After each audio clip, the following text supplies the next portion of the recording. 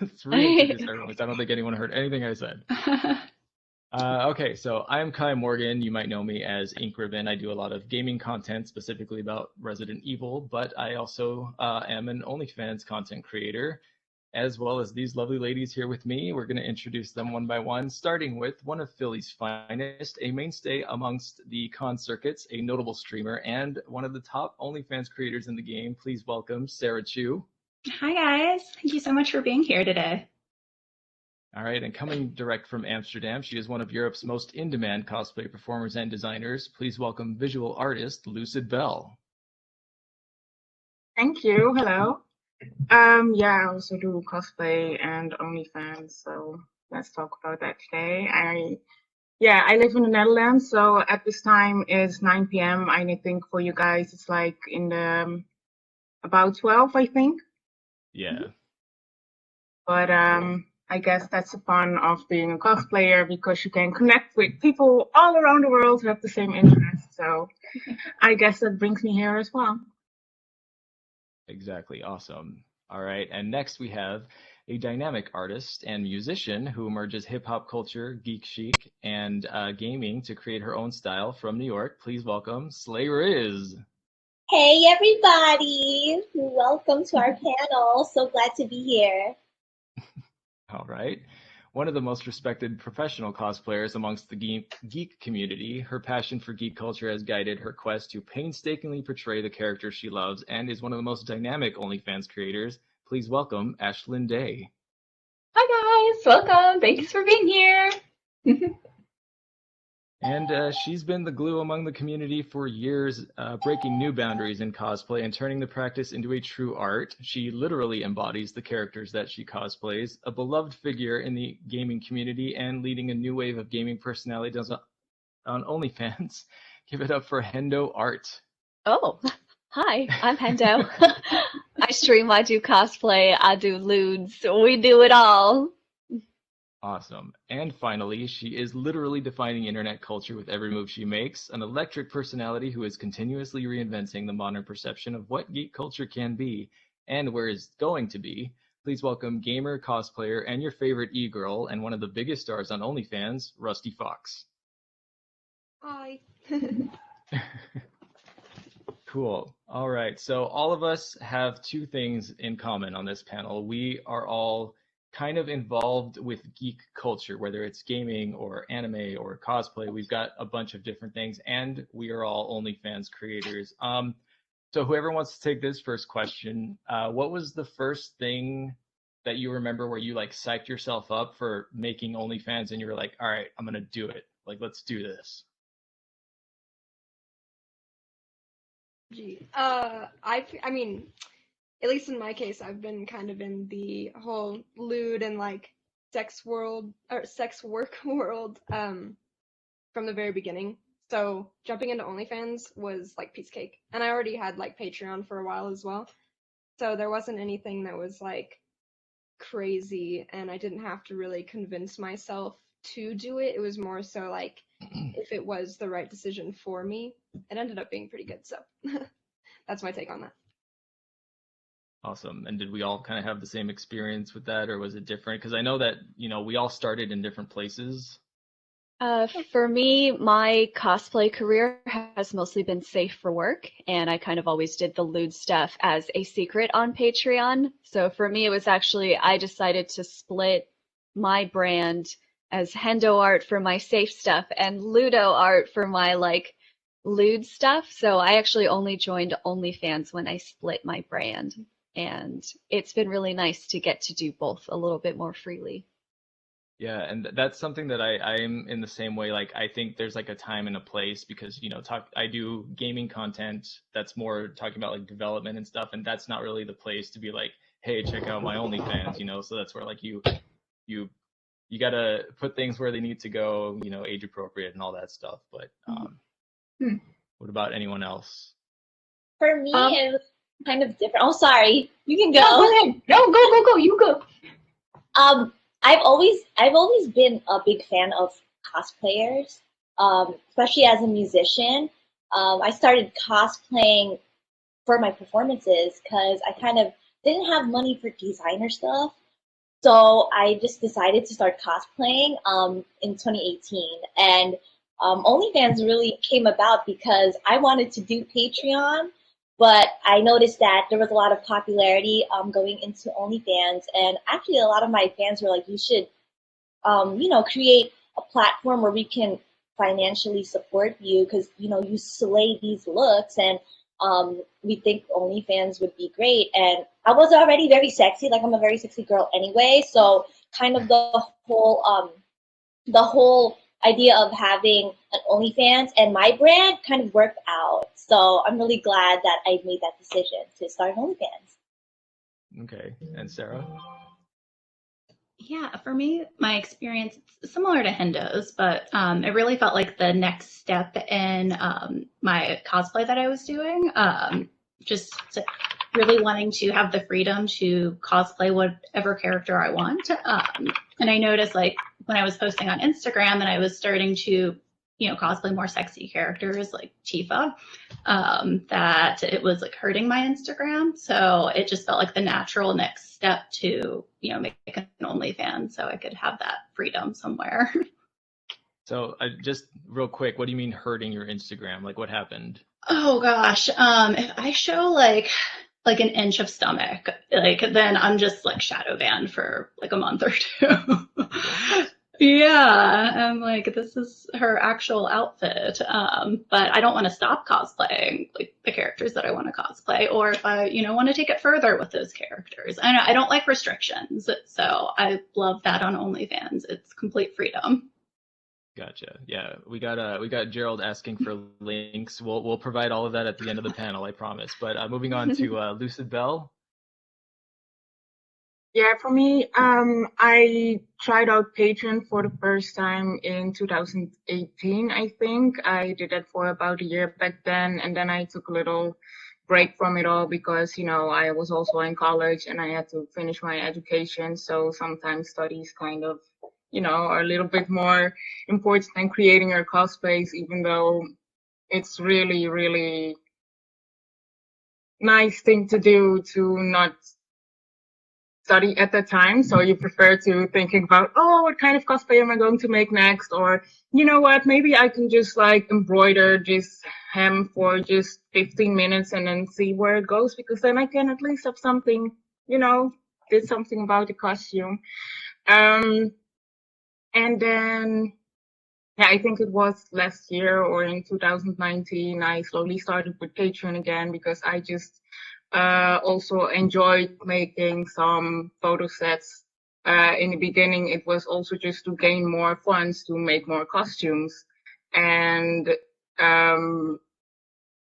yeah, Patreon was already there for a little while, and then OnlyFans came. And at first, I wasn't really familiar with the platform or how it would work in comparison to Patreon, but I actually had a lot with starting up an OnlyFans, and there are a lot of like the chat function. I like it better than Patreon, and the ability for people to buy separate sets once they release, instead of having one set a month that you have to promote for some time before. Yeah. I have to think about translating certain sentences, so sorry if it takes a little bit longer for me to get to my answer. But yeah, I really enjoy the OnlyFans part as well, and it helps for creating more costumes, different kind of sets that you want to create. And I also like that it's kind of a little fan club space, an intimate space that is still a little bit different from the Patreon experience I had myself. So Right. for me, it's really fun. I also like to get ideas from people who subscribe, or what kind of content or characters they would like to see, and it also inspires me to do other things that I might not have thought of myself. Okay. And Ashlyn, what about you? Yeah, for me it was already I was already cosplaying for, I don't know, gosh, years. And I had a Patreon for a few years before OnlyFans came onto the scene. And it was always pretty much just like a continuation of what I was already doing on Patreon, just even more so. Like I use my OnlyFans, or my premium OnlyFans rather, as a more intimate look into my life, and also a way for me to get a vast amount of content out there for, you know, people who want a lot of content versus like really produced content, which is what my Patreon is for.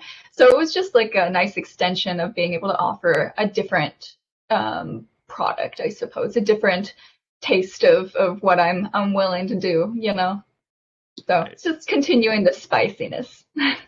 All right, and going into that, like this is something that I think all of us at one point or another had to have that moment when that first submit click where you're like, did any of you have that moment where you're like, what if this is a bad idea, or like where you're not sure and you're like, well, just YOLO and, you know, send the first pic or the first video? I think it's pretty important to wait until you're ready to do it. If you're not sure when you're about to hit submit, don't do it. I was worried when I hit submit, but that's just because the OnlyFans website can be a little confusing, and I wasn't sure if I had put the paid stuff on the paid side or the preview stuff on the preview side. So the only nervousness ever was for the UI of the website, but I think you definitely shouldn't put a setup before you know that you're ready. Yeah, and I think that's a really good point, because there's a lot of people who are going to be watching this panel or watching other stuff because they're thinking about it, they're not sure, and I think that's a great thing to remind people is, like you said, when you're ready. Like, no one should ever feel pressured or feel uncomfortable or like they have to do this. You do it because you love it. Like, that's why all of us do it, because, you know, for one reason or another, like some people are not okay with certain things, and if you're not, then don't do it, you know, or do what some girls do and just sell pictures of your feet or whatever. I don't know. People are into different things. Okay. Yeah, I agree. I never felt an ounce of nervousness for the same reasons. I was excited. So this question specifically for Rusty. You kind of started getting really good traction on all your platforms, and then like, what did you do that made OnlyFans different from your other stuff? Like, what made it, like, you know, its own thing or stand out? I mean, I would say that, well, like my Patreon is definitely for like higher quality type shoots. It has all the same stuff as my OnlyFans, but it also has the like HD photo shoots that I do all by myself. But OnlyFans is more like casual kind of content, so it's more out of cosplay, more like phone pictures instead of like HD pictures, and just it's like a lot. Let's see, like quantity over quality kind of thing. I mean, they're still good quality, but they're not like the HD like pictures, if that makes sense.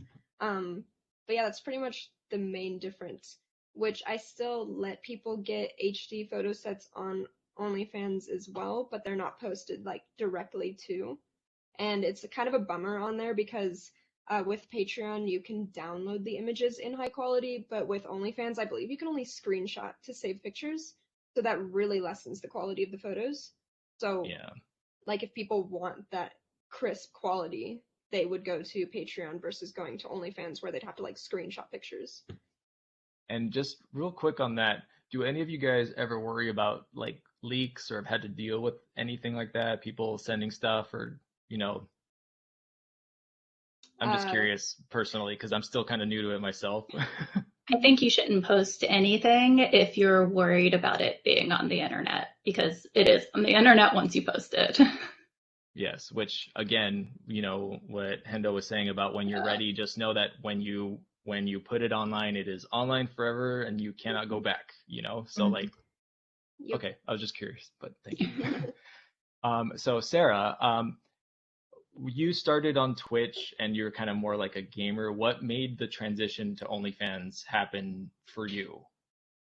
Well, so I was doing Twitch for a long time, then kind of switched over more to like Instagram, cosplaying, and I touched on this earlier, but like when I started cosplaying, I was kind of like very like shy and self-conscious, and like through cosplay, eventually started getting over that. Like wore my first like bodysuit at a con, that was a really big deal, and then So before showing my stomach in a cosplay, that was only like a little over a year ago that I felt confident enough to do that.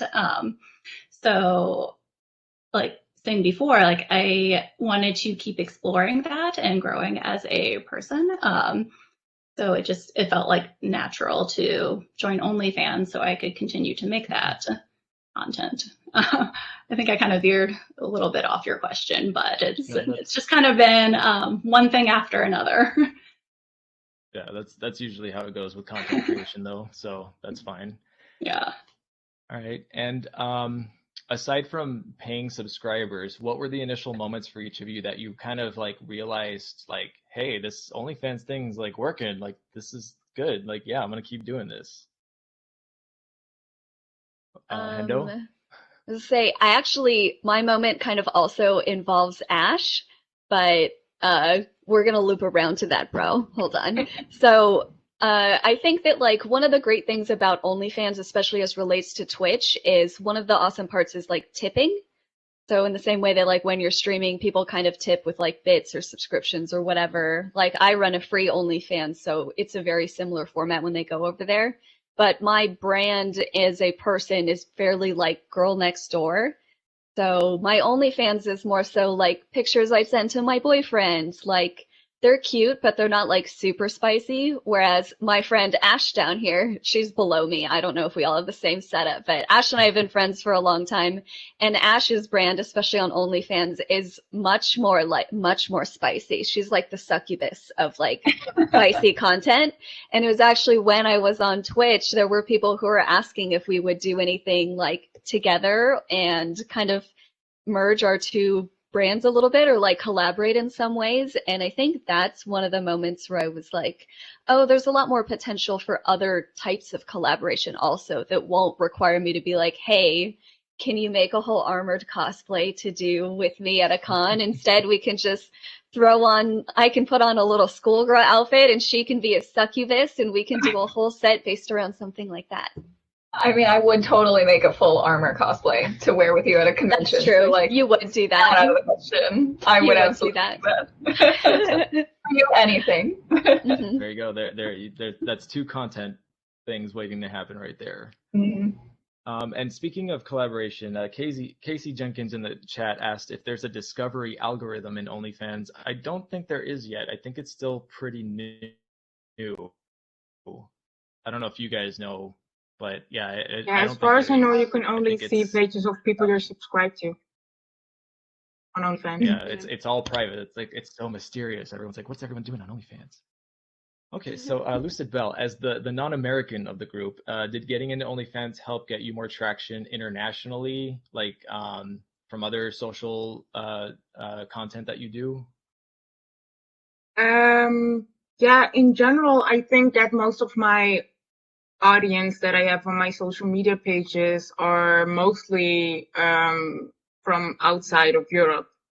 I once checked on Instagram what the continents are, where your followers come from, and more than half is from the US. So I think I already had some kind of a fan base there. I think there might be more Americans that know my cosplay work than sorry, where are you from? Dutch cosplayers. Where are Sorry, you from? what was it that you were saying? Can you hear me? Yeah, I was asking what we were saying. I'm sorry. I was just wondering, where are you from? Oh, myself. I'm from the Netherlands. Oh, okay. Gotcha. Yeah, but I just want to make sure because everyone has different countries listed. But anyway, sorry. Yeah. Yeah, no worries. I'm from the Netherlands. But yeah, I do think that it helped me grow a little bit, attract a different kind of audience also. For me, that's not really a bad thing because I think, personally, I feel like I do mostly gaming cosplays, and then there are a lot of gamers also that like to follow me or that I get in contact with. And yeah, I just feel like there's more interest in this kind of content in different countries. Like I also have a couple of Dutch subscribers, but it's only a handful compared to the other subscribers I have.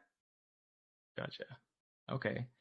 So, Slayriz, as a music artist, you're involved in a lot of different media, obviously. But after getting an OnlyFans, does it make it easier to get that geek culture audience, like on your side, or did it affect anything?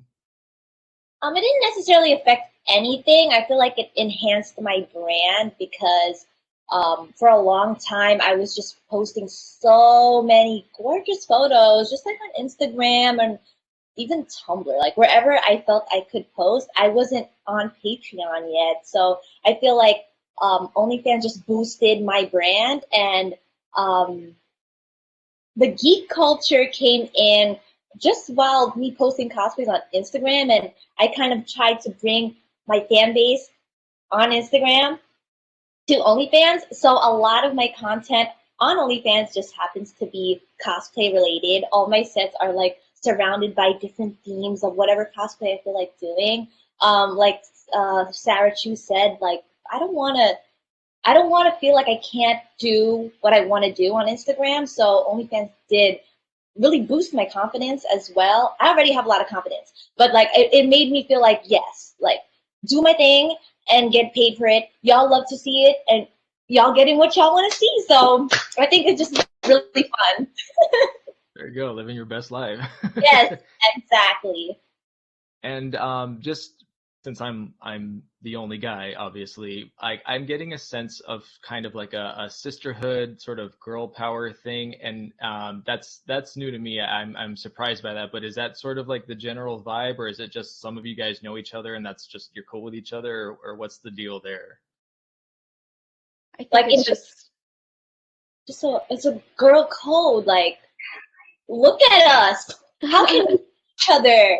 Like it's like when you go to the bathroom at a club for the girls. When you go to the girls' bathroom at the club, you're gonna walk in there and all the girls are gonna be like, "Oh my God, I love your outfit. You look so good. What do you need?" Like there's some sisterhood, I think, just with like experience as a woman, and especially for women in gaming or in cosplay or in any entertainment field, there's such a stigma for doing anything revolving around your appearance, let alone anything lewd involving your appearance. And I personally really love that we were all like, can I swear on this panel?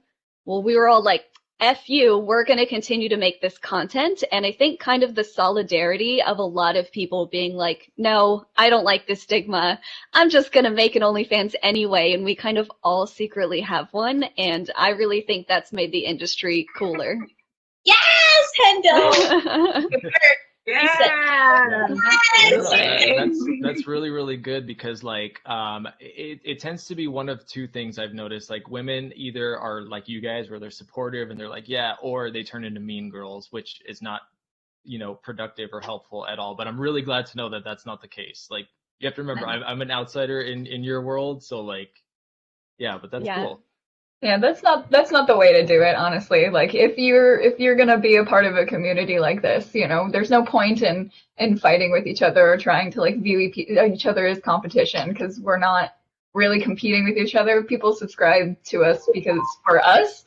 So, like somebody might have multiple like people that they subscribe to, but it's because it's that person that they're interested in or they want to see more of. So it's like it's silly to think of it as a competition or anything like animosity driven. Exactly. Like with my community wanting me to collaborate with Ash, that should just make it more and more clear. You have individual avenues and collaborative avenues. There's no competition because liking and following and consuming is more or less free. I guess you pay for sets, but yeah, there's just why bother competing when you could combine your powers? Exactly. Okay, cool. So moving into the success factor, for I think different people have different ways to measure success. Some people go by subscribers, some people go by numbers, some people go by money. What for you guys was like your first real measure of like Patreon or OnlyFans success where you actually saw whatever that number is and you said, wow, like I did it or I'm doing it? It'd have to be for me my first month. Oh, actually, no, my first week.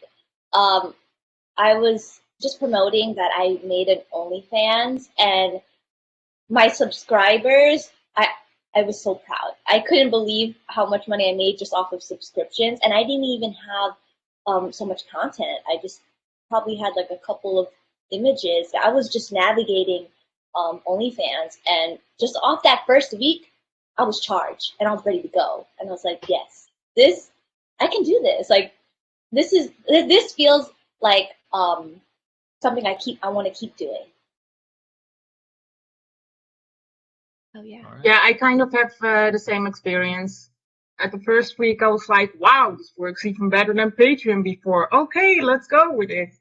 And I think it's the combination of, earning money with your work, but then also finding some kind of way of, oh, I really enjoy doing this and I'm able to make money with it. So I think it's like the holy trinity of subscribers, money, and that thing that you really enjoy doing yourself.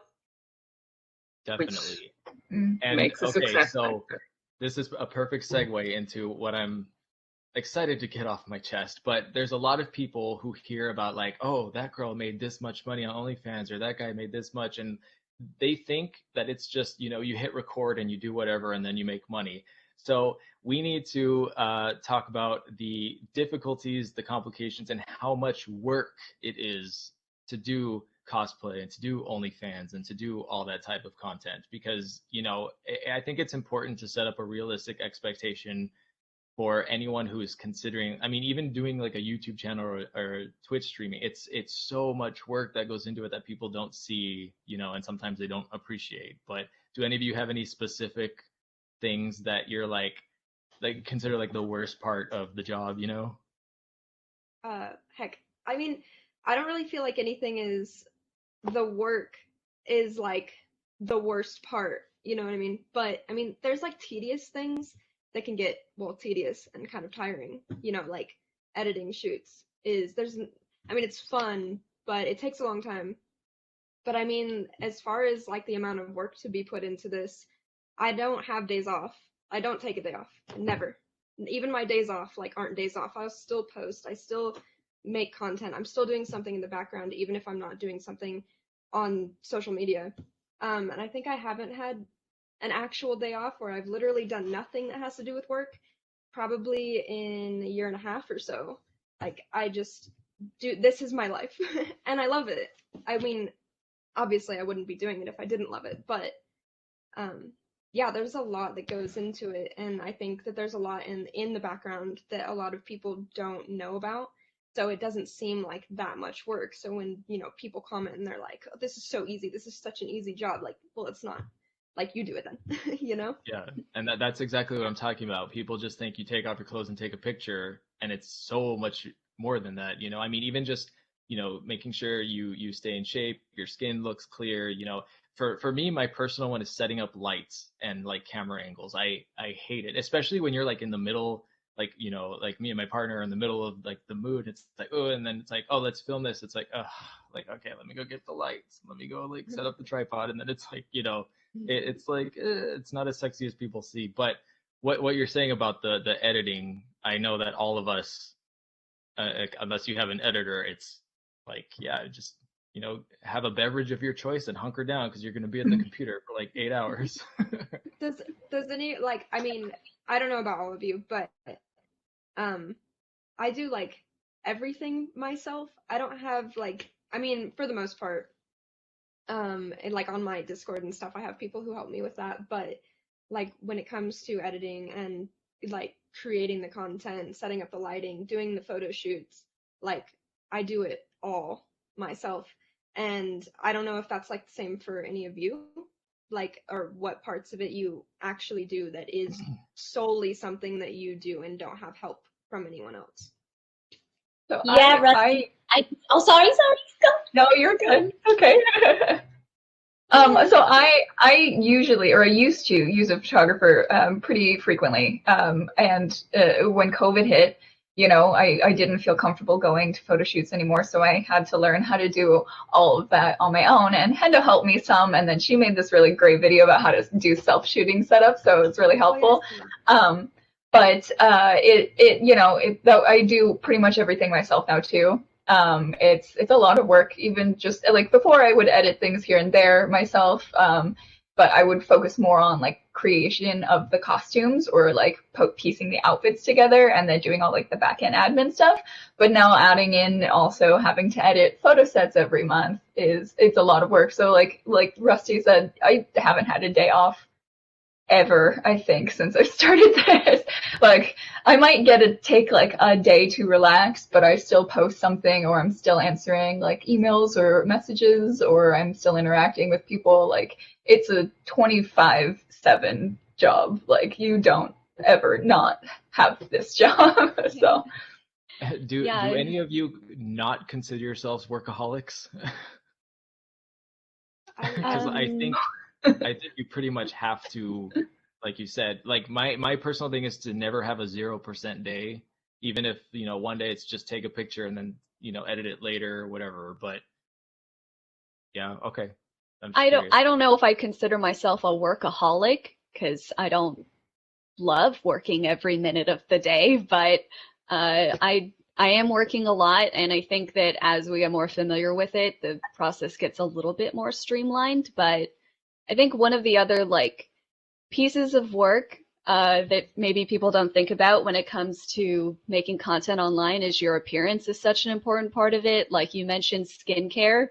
For me, like making cosplay, sanding something for 3 days, for me, is not as hard as saying no to the 3 a.m. munchies brownie. So like trying to stay fit is like so much harder than people realize. And, like you said, editing all of your own pictures, you have so much more skin showing when you're doing lewd content. It's just a lot more to like edit out every bruise from, if you're like me and you're just very clumsy and you've got bruises all over. So it's exhausting, but I hope I'm not a workaholic.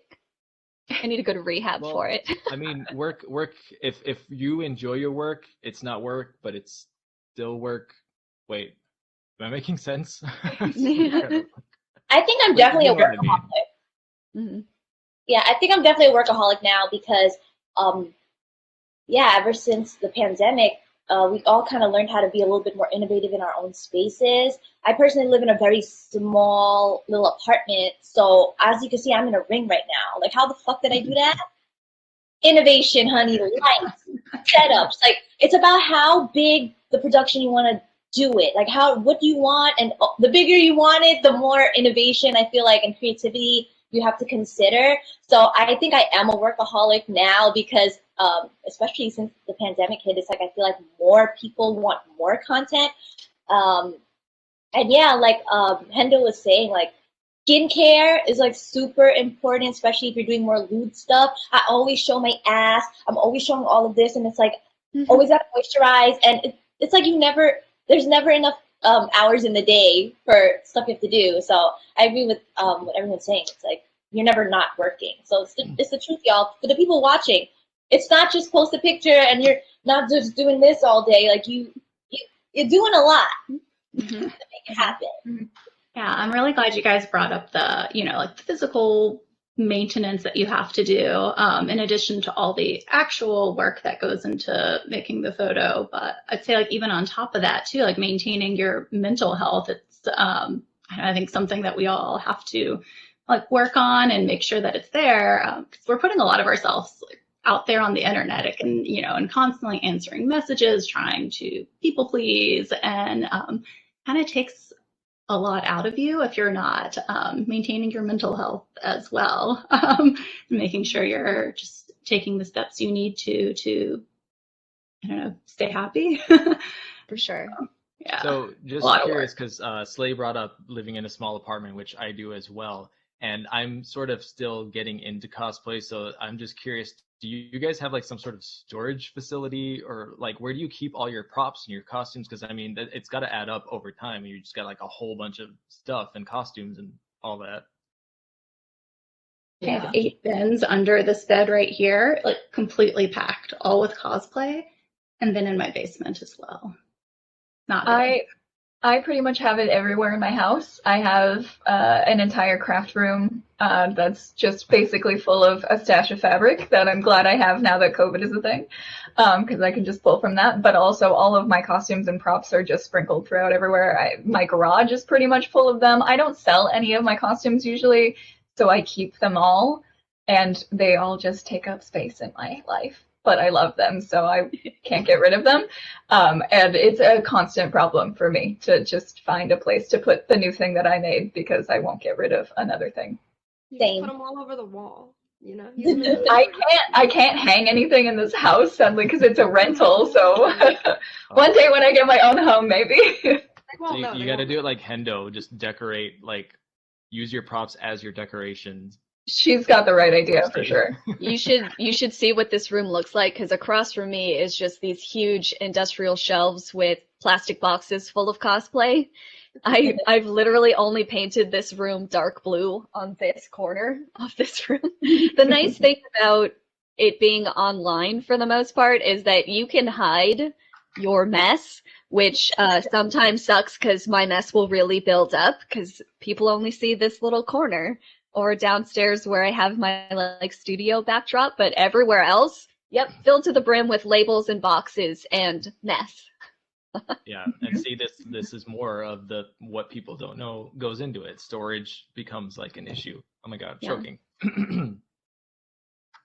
So, speaking of which, Ashlyn, you are notorious for just constantly new stuff after new stuff after new stuff.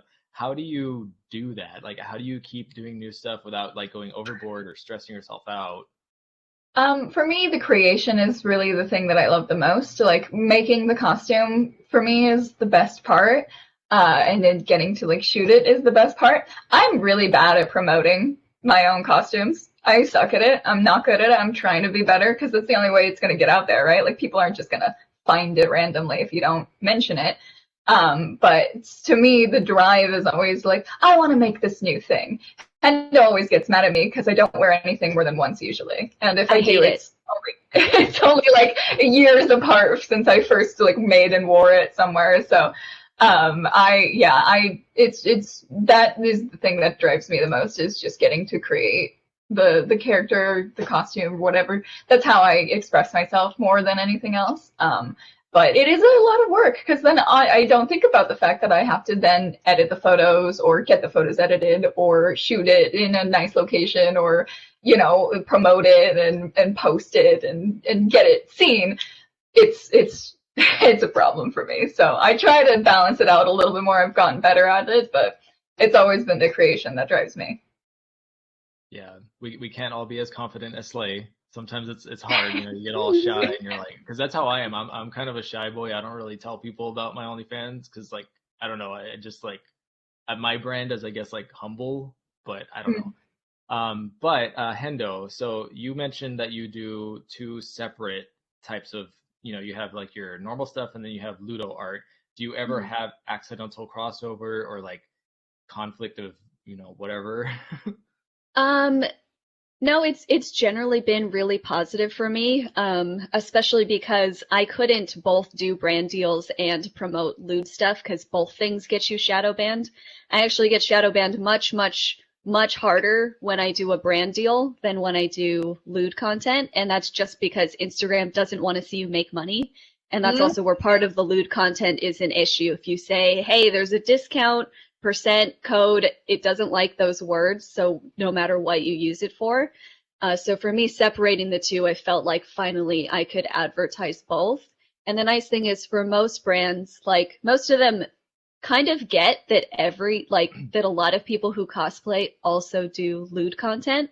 And so they're okay with it since their product won't show up on a feed that also has my ass, because God forbid, apparently. But I think in general it has been really helpful for me. I haven't had a problem, and a lot of the time what I do is I say, hey, here's my Dark Magician girl. You can find the spicy version at Ludo Art, and so I can funnel some of my fans that way. Gotcha. Okay, and we'll get into more of that later because there's a whole subsection about that. But all right, so for now, what whoever wants to chime in first, what advice would you give to someone who wants to start out? Because I mean, everything from taking pictures to what kind of content, how to get subscribers. I mean, it's so overwhelming for someone who's new and doesn't really understand how it works.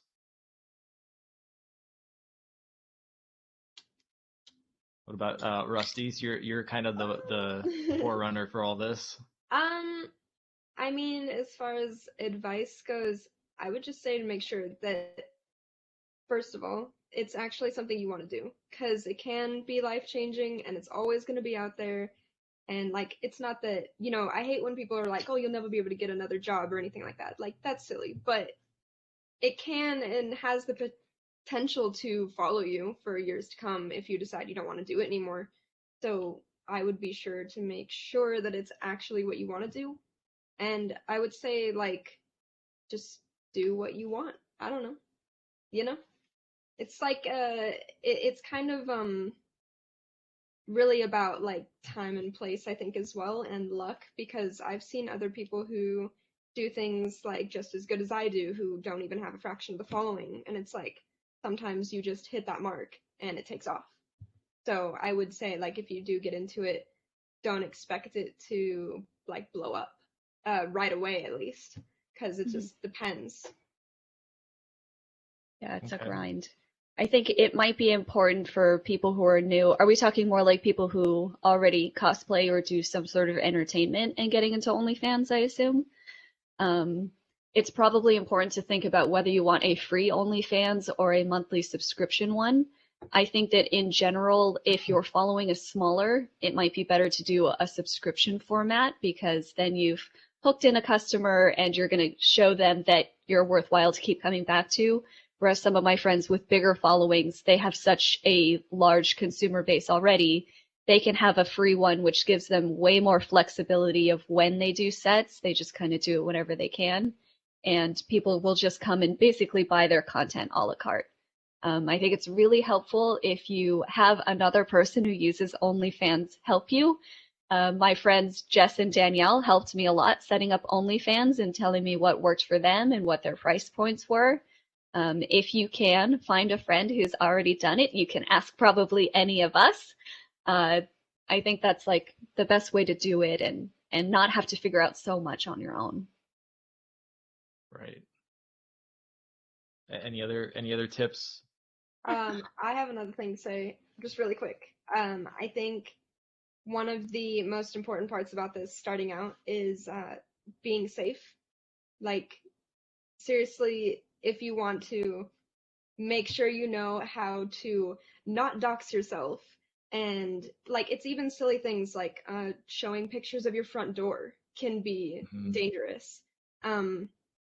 You know, just like little stuff like that. There's plenty of information on Google to figure out how to be safe. Like, make sure that your Amazon wish list like is like not connected to your home address, like those kinds of things, because being safe is super, super, super important. And I would definitely recommend knowing how to do that before you jump into this, because there are sometimes weird people, and you definitely don't want them, you know, showing up at your house, because that would not be fun.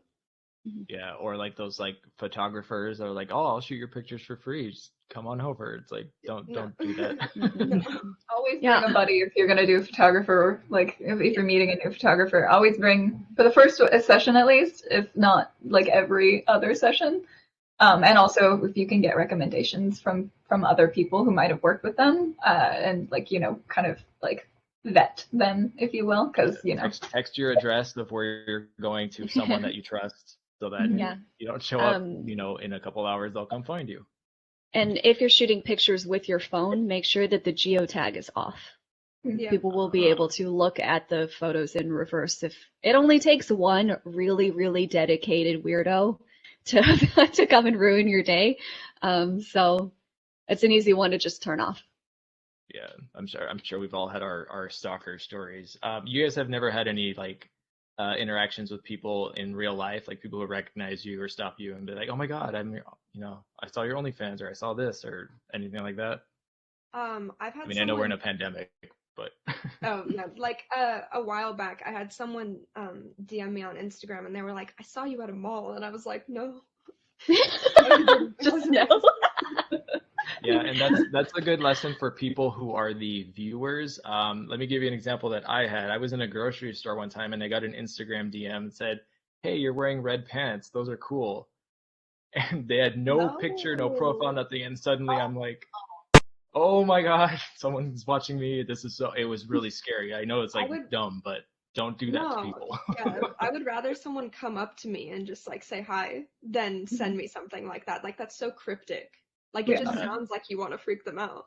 So Yeah. yeah. Yeah. And then hello. if you're gonna see somebody, like if you're gonna mention something, if you recognize a person that you follow on the internet or something, just do it like you would a compliment, right? You just like go by and be like, "Hi, I like your stuff. Okay, thanks, bye." Like don't linger, because that can make people nervous. I've had that before where people just are like, "I'm gonna hang out with you now and follow you," and it's like, "No, no, no, this is Yeah, and don't do the ninja photos, I'm just trying going to around shop." taking pictures. No. Like just say hello. Yeah. 99% of people are probably going to be very friendly and, Yeah. even if they're in a hurry, "Hey, hello, I gotta go, but nice to meet you," Yeah. whatever. Because Yeah, I I have like social anxiety, so I understand that aspect, but it's like you're making it worse. Yeah, I've had people come up to me in public and say hi, and that's always been really pleasant. Like there is that moment where I like freeze and I'm like, how is this gonna go? Like this is weird. This is crossing boundaries, but it's always been totally fine anytime someone's said hi. So please do that. Perfect. All Yeah, we right, like that. so when it comes to also, not to make it more complicated, but when it comes to making something like, Patreon or OnlyFans, it's not just that one account. It's an ecosystem because you have Twitter, you've got YouTube, you've got Twitch, you've got Instagram, you've got all your other things. Why do you think it's important to have that sort of ecosystem social media bubble for yourself? Because there's a lot of people who don't really understand why that's important. Kind of take this. So I mentioned before that I did Twitch before I did cosplay Instagram. And back when I did Twitch, this like a lot, this was before the affiliate program even existed. So I had a schedule, streamed, many, many hours a week, did not accept a single donation because I just, I didn't feel that it was safe. There was a lot of scams back then. So did it totally for free over a year. And I found that like now, like years later on my OnlyFans, my like best supporters on there are people that followed me from those early Twitch days. Like they followed me on Instagram and now there's me. So yeah, I don't know. It's just people will go from site to site and it's cool. All right, and I just saw what time it is. We've been talking for a whole hour because we're just having such a great time. Well, I guess we're 5 minutes behind because we started 5 minutes late. But Rusty, for you specifically, what do you think what is your opinion on maintaining authenticity? Because there's a lot of people who try to be something that they're not. I don't think any of you do that. You all seem pretty cool, pretty chill. But what are your thoughts on maintaining authenticity specifically for like audience and stuff like that?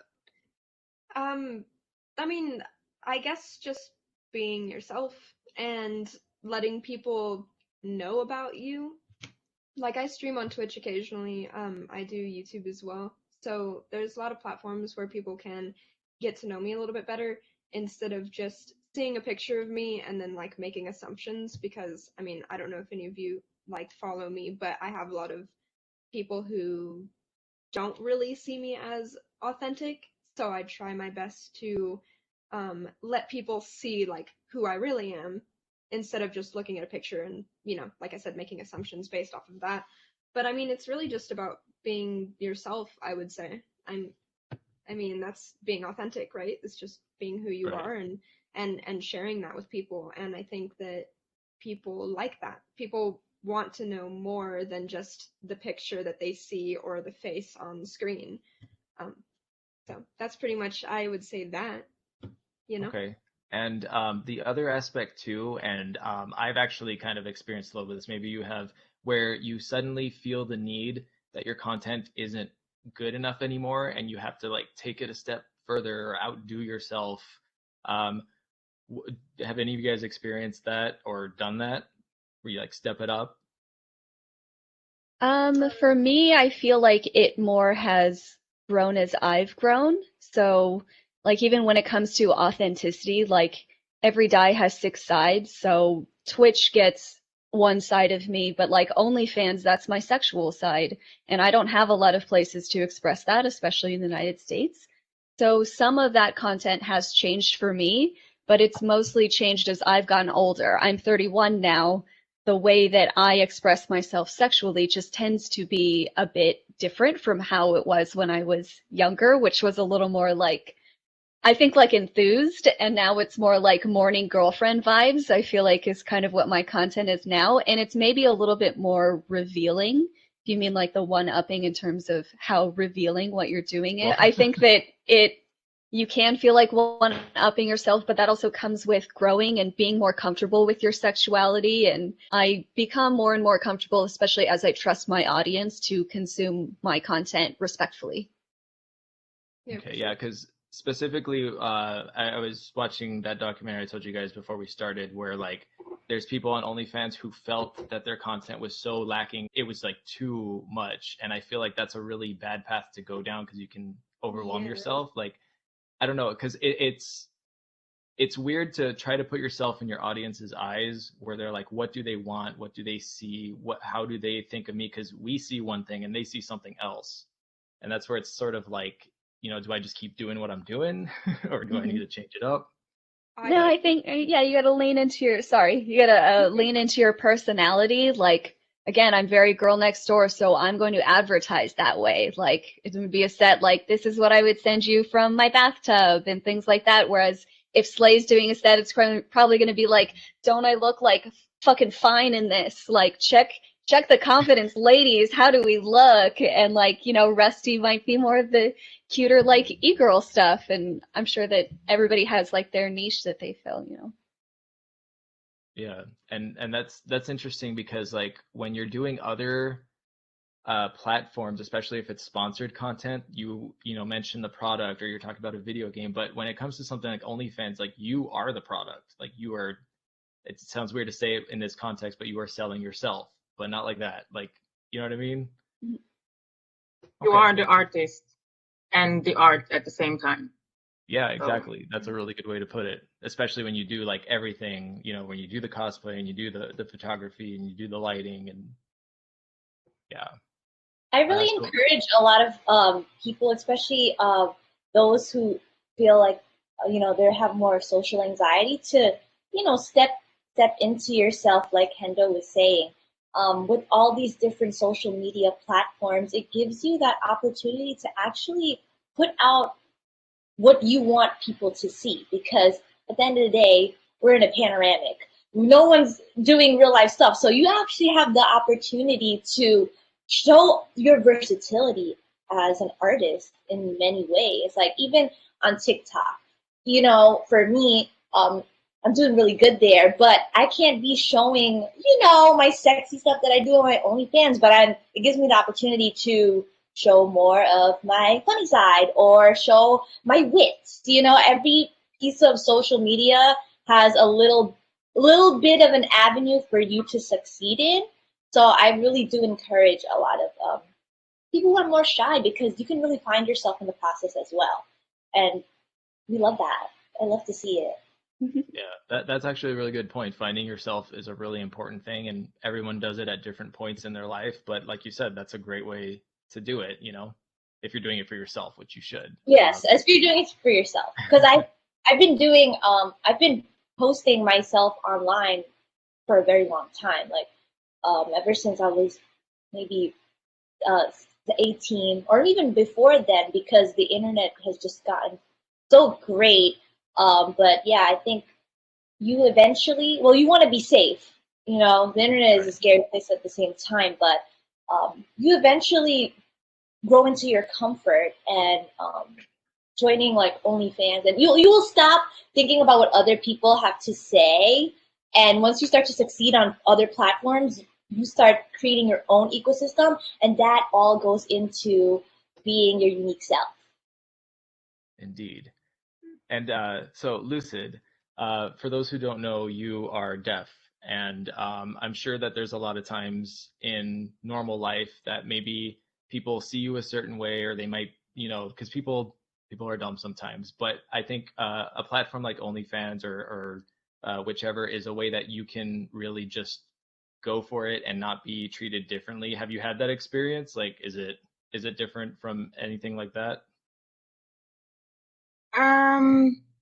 Yeah, when I think about it, because I haven't been deaf/hard of hearing for my entire life, I grew up with a normal hearing, and then when I was 15, I fell really ill, and that is where I lost my hearing from.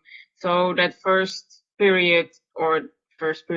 couple of years was really weird because just suddenly your only way of communicating with other people is gone, what I had like is that not that I couldn't hear anything entirely anymore, but it's like that organ that translates words into something your brain can understand is kind of, damaged. Turned off. So how I compare it is in a way that somebody speaking a different language that you do not understand, because you can hear somebody speaking, but your brain cannot really fix the words together in your head so you can understand it. So having conversations was a lot harder and even impossible for the first couple of years. But thanks to technology, the last couple of years, especially the last 3 years, have been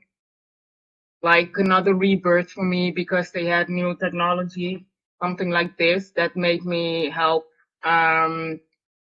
listen to music on my phone, really silly things like this.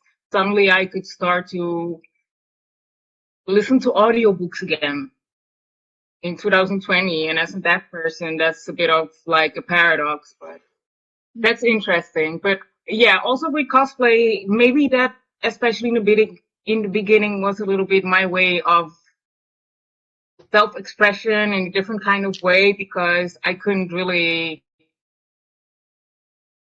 communicate that well with other people anymore. I mean, now it's gotten a lot better than before, but yeah, I think it was also just a way of self-expression, and I was always creative. So this was just another way to kind of not escape reality, but make your own version of it. So cosplay is a little bit how I see it. No, that's really cool. And Right on, girl. yeah. Thank you. Thank you. No, I love technology. I'm such a tech nerd. I mean, we're having a video conference and all of us are in different parts of the world. I mean, in the 90s, that was like unfathomable. And here we are. Like, it's so cool. Sorry, I get really excited about stuff like that, but that's great. We are running low on time. So before we get to, we just got 3 questions, but the most interesting thing that I want to hear your thoughts on is people are predicting that OnlyFans is going to end up like every other platform, Instagram, YouTube, etc., where they're going to start having sponsored content and even possibly like video game characters having an OnlyFans or stuff like that. Do you guys think that's feasible, probable, or not? Like characters? Yeah, so virtual, like imagine like Chun-Li has an OnlyFans one day to promote a new game or something. Yeah, that's gonna happen. Also, I mean, we're already seeing it with Seraphine in League of Legends. Like, they are going to, Seraphine is a character that they have that like runs an Instagram and like acts like a person. I have some issues with that. I think that that's part of late stage capitalism. The advertisement is going to look more and more authentic. So it is going to be a thing we have to compete with at some point, but I also think that will bring a lot of users to OnlyFans and hopefully will only help people like us, because they're probably not going to want to just see Chun-Li nudes all day. They're going to get bored and want to see somebody else. So hopefully it's a benefit. Like, I predict after what happened with Bella Thorne, like people have learned their lesson from that, because I guarantee you if they did like release a video game character as like an OnlyFans whatever, like the backlash would be very swift. Although it seems that they like the backlash because it gets them like PR. But I think a better thing would be to have like, you know, contact one of you and say, hey, will you dress up like Chun-Li to promote Street Fighter Yeah, I think that 7 would be way or better. whatever. Also, I feel like that takes away from artists like Yes. lewd and erotic, like, you know, artists that draw those kinds of things all the time. Because, I mean, they kind of already do that. Like, lewd artists and nude artists already make that kind of content. And I feel like if big brands who are already making so much money come into this space, that's going to cause issues on like numerous sides. Yeah, I'm gonna Right. hate it. But Yeah. if you think of it like Twitter accounts, there's an Arby's Twitter, there's a Netflix Twitter, and they have these fake Twitter wars that are obviously an advertisement plan. We're going to see that happen more and more on each platform. Yeah, for Same sure. with VTubing or the avatars that are on Twitch now. But I agree, like it's shitty and shady, especially for companies that have refused to work with creators who create lewd content and then find a way to market themselves on a lewd platform. It's like, Yeah. oh, now you want a piece of us. Okay, we remember you. Slay's gonna go fight you. Watch. Go get him. Go get him, Riz. The ring is set up. Don't fuck with the girls. Okay? All right. Well, hopefully that doesn't happen, but yeah, capitalism, like we'll just have to kind of see how it goes. But yeah, this is pretty much the panel. Before we get to anything else, we got 3 questions. So Goran V, how do you deal with negativity online? Hate comments, rumors, people trying to delegitimate your work. I can't say that word right now. How do you deal with that?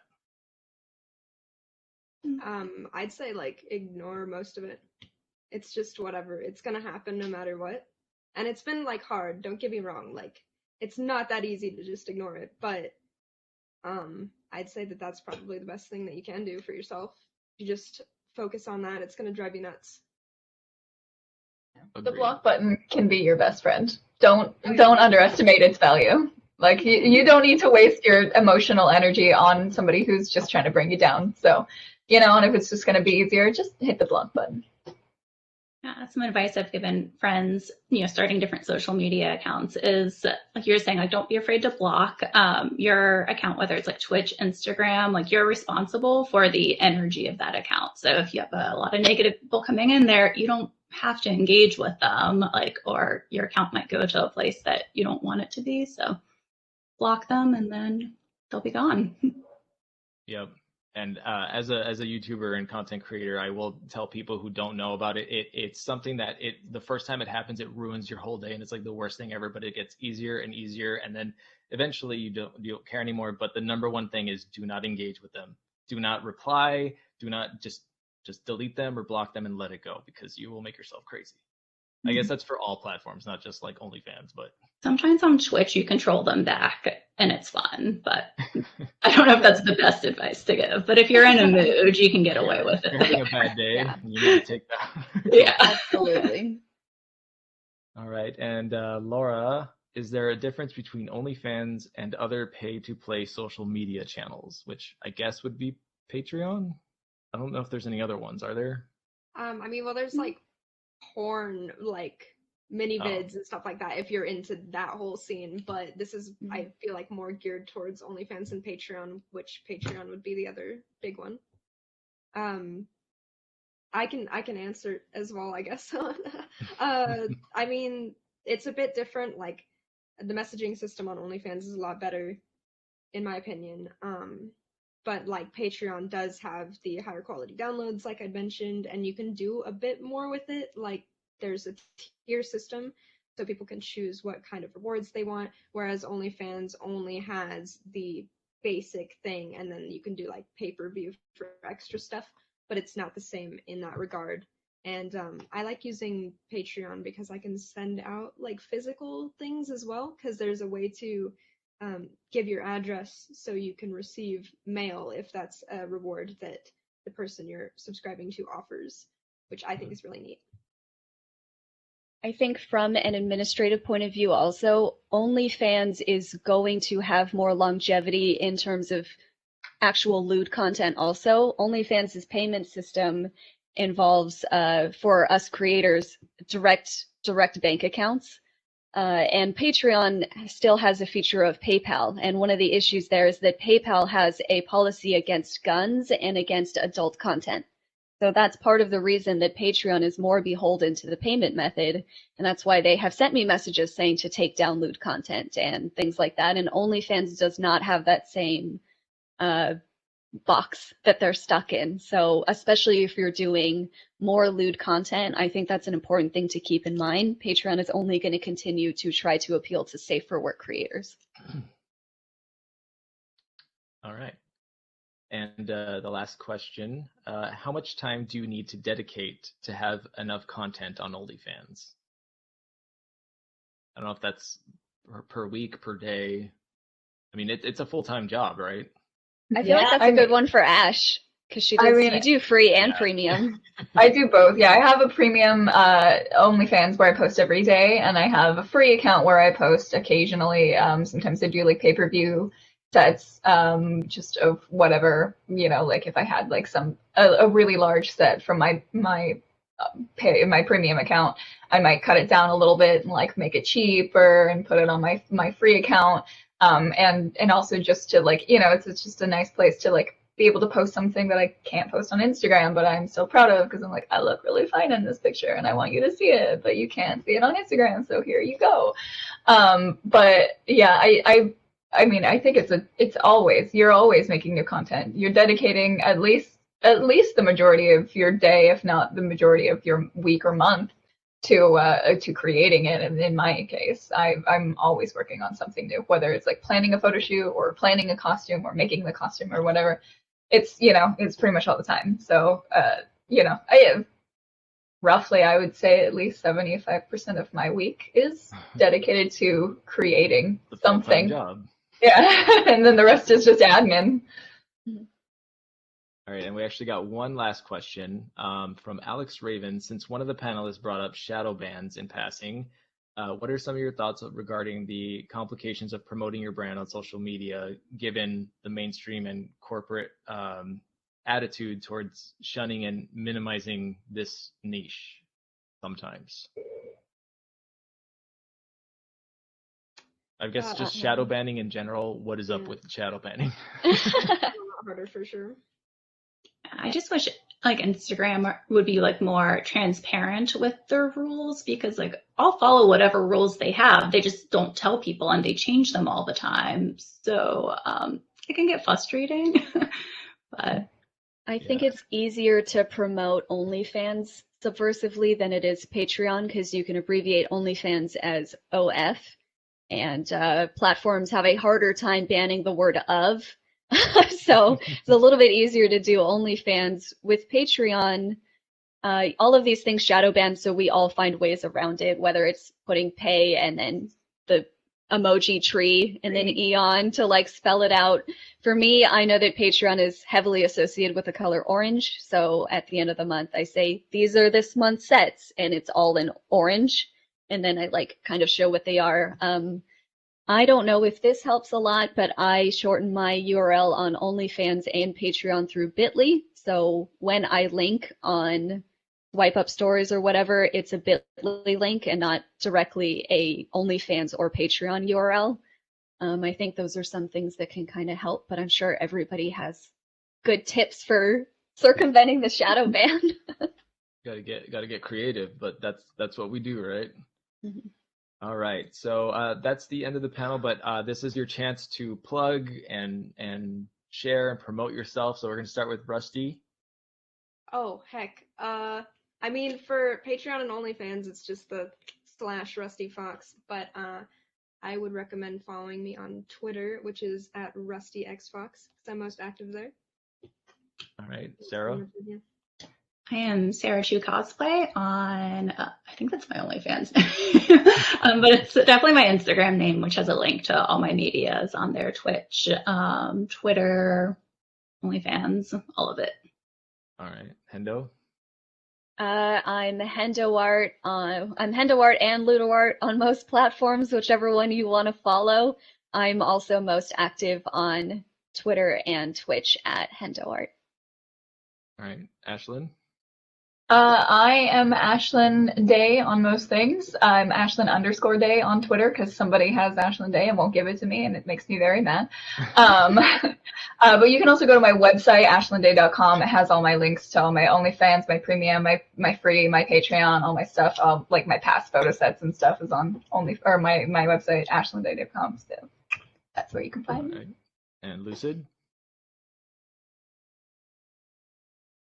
Oh, was it my turn? Yeah.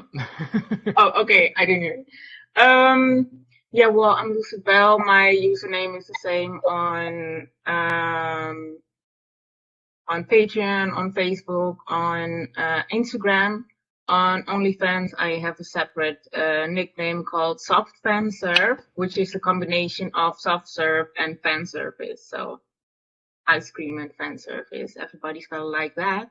Cute. I recommend you follow me on Instagram the most. That's where I post, and I also have a link in my bio where you can find all the other platforms I'm also active on. So hope to see you there.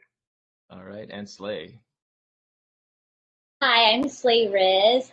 Follow me on Instagram, Slay Riz, the same as my name. I have all of my links in my link in bio, but my name on OnlyFans is Iconica because that would be like my stripper name if I was a stripper. So I'm living out that fantasy there. So when you go on onlyfans.com/Iconica, subscribe. My YouTube is Slayriz Worldwide, and my TikTok is also Slayriz, same as Instagram. The after party is on my OnlyFans, and I'll see you there. Perfect. And I have been your moderator / host, Kai Morgan. On Instagram, I am KaiKun2236. On YouTube, I am Ink Ribbon. And OnlyFans, I'm Kai Morgan, I'm pretty sure. Wow, we all need to know our links better. Cool. Well, thank you guys so much. This was so fun, and all of you are very lovely. So thank you. I think we're good to go. So I'm going to go ahead and end this broadcast. And thank you, everyone. Have a great day. Thank you. Bye, ladies. Bye. Bye.